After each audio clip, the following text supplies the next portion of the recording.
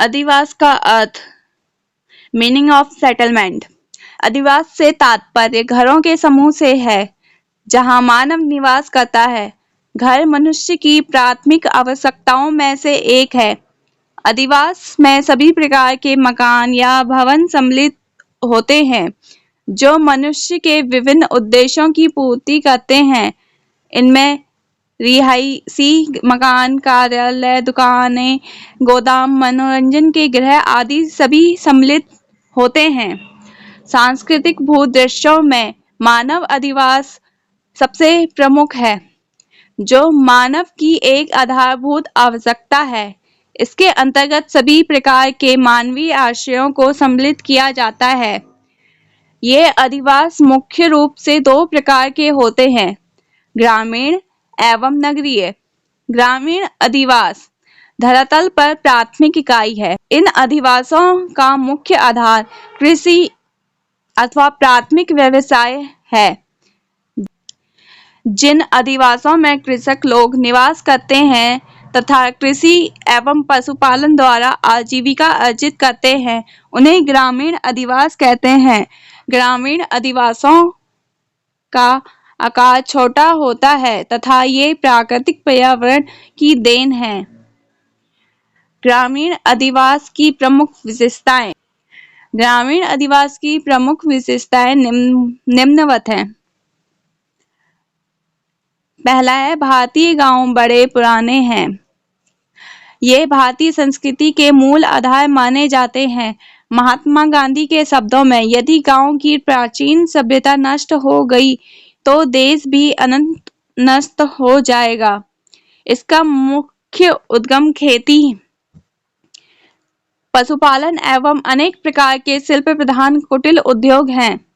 Second point है, गांवों के निर्माण में स्थानीय रूप से मिलने वाली सामग्री का ही उपयोग किया जाता है। ये प्रायः मिट्टी, ईंटों, लकड़ी, बांस, चूने और घास फूस के बने होते हैं।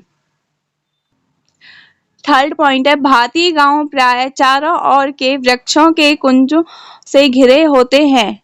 समुद्र तटीय क्षेत्र में घरों के निकट नारियल, सुपारी, केले और फलों के वृक्ष तथा अन्यत्र पीपल, नीम, शीशम आदि के वृक्ष मिलते हैं। फोर्थ पॉइंट है, सामाजिक उपयोग के लिए कुएं, तालाब, मंदिर, सराय या पंचायत घर होते हैं जहां गांव से संबंधित कार्यों पर निर्णय लिया जाता है। फिफ्थ पॉइंट है, भारतीय गांवों में जाति प्रथा एवं श्रमिक विभाजन में स्पष्ट संबंध दिखाई पड़ता है। वैश्य, ब्राह्मण, नाई, धोबी, कुम्हार, जुलाहा एवं शूद्र जाति के लोग सभी अपना कार्य करते हैं तथा इनकी बस्तियां अलग अलग भागों में स्थापित की जाती है। सिक्स्थ पॉइंट है, गांव किसी सुनिश्चित योजना के अनुसार नहीं बनाए जाते, इसलिए इनकी गलियां टेढ़ी मेढ़ी और बसावट अत्यंत अव्यवस्थित होती है।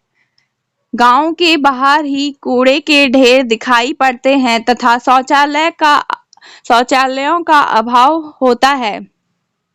गांव के मध्यवर्तीय भाग में प्रायः ऊंचे कुल वाले मनुष्यों के घर बने होते हैं।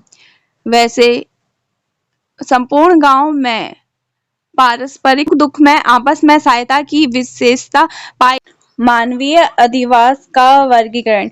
मानवीय अधिवासों का वर्गीकरण विभिन्न प्रकार से किया जाता है, जिनमें से निम्नलिखित प्रकार हैं।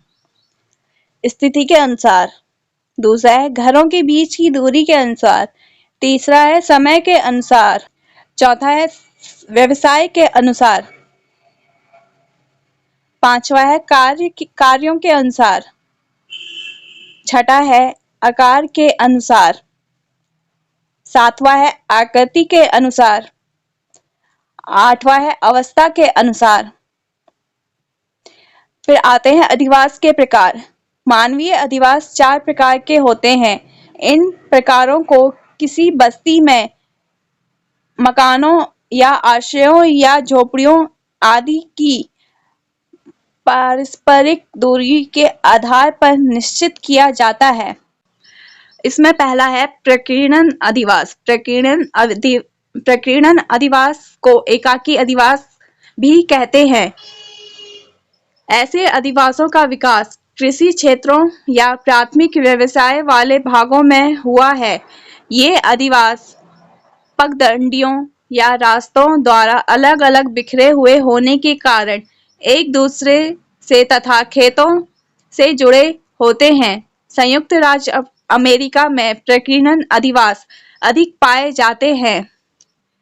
इन्हें कृषक गृह कहते हैं। इसी प्रकार के अधिवास कनाडा, ऑस्ट्रेलिया एवं न्यूजीलैंड में भी विकसित हुए हैं। इन अधिवासों की स्थापना प्राचीन काल में शिकारियों, मछुआरों, पशुपालकों ने अपने कार्य क्षेत्र के निकट की थी। यूरोप में खेती का उत्पादन बढ़ाने तथा नगरों के प्रसार को रोकने के उद्देश्य से ऐसे अधिवासों की स्थापना की। प्रकीर्णन अधिवास अधिकांशतः कृषि प्रधान देशों में पाया जाता है।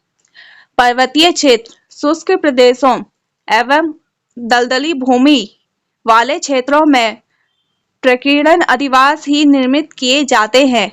पर्वतीय क्षेत्रों में छोटे-छोटे खेत होने के कारण ढालू सतहों पर प्रकीर्णन घरों या आवास अधिक बनाए जाते हैं। पशुपालक घर भी पशुओं के बाड़ों के निकट ही स्थापित किए जाते हैं। सेकंड है सघन अधिवास। जिन अधिवासों में बस्ती के मकान या झोपड़ियां एक दूसरे के साथ साथ सटी हुई होती है, उन्हें सघन या एकत्रित अधिवास कहते हैं। कुछ विद्वान इन्हें संकेंद्रित या पुंजित अधिवास के नाम से भी पुकारते हैं। इस प्रकार के अधिवासों के घर एक दूसरे से सटकर बने होने के कारण एक ही सामाजिक इकाई का अंग प्रतीत होते हैं। इन अधिवासों के मध्य सकरी एवं तंग गलियां होती हैं।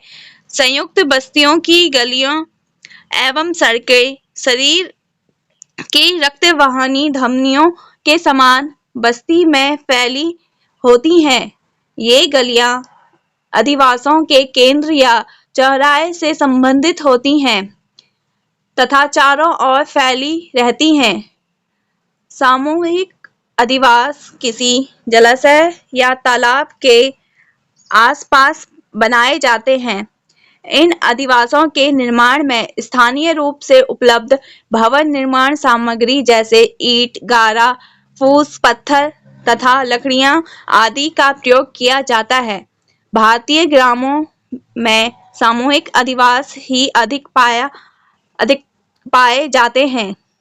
सामूहिक अधिवास अनियोजित ढंग से अकुशल कारीगरों एवं श्रमिकों द्वारा बिना किसी योजना के बनाए जाते हैं, किंतु ये आवास स्थायी तथा स्वावलंबी होते हैं।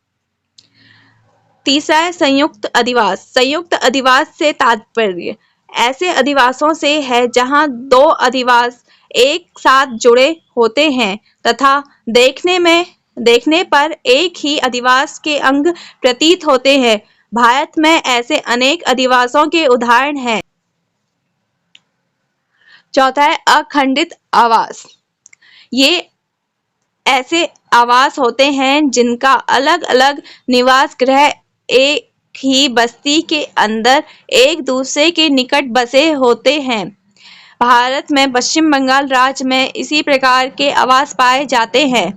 इनके निवास गृह एक दूसरे से अलग-अलग होते हुए भी सब गृह मिलकर एक सामूहिक आवास की रचना करते हैं। बंगाल डेल्टा के समस्त गृह में पारस्परिक संबंध होते हैं। उत्तर प्रदेश राज्य की दोन घाटी में भी इसी प्रकार के अधिवास देखे जाते हैं।